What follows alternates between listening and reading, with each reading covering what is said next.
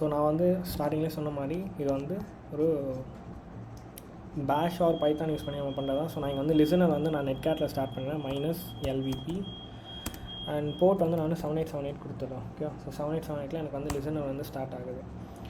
Meanwhile நான் என்ன பண்ணுறேன்னா பேலோட் மட்டும் நான் வந்து எக்ஸிக்யூட் பண்ணுறேன். எக்ஸிக்யூட் பண்ணோன்னே எனக்கு கனெக்ட் ஆகிடுச்சு. ஓகேவா? ஸோ இதான் அந்த மொபைலு நம்ம ஹேக் பண்ணியிருக்கிறது. ஓகே, ஸோ இந்த மொபைல்லேருந்து தான் நம்ம கனெக்ஷன் வந்து எடுத்திருக்கோம்.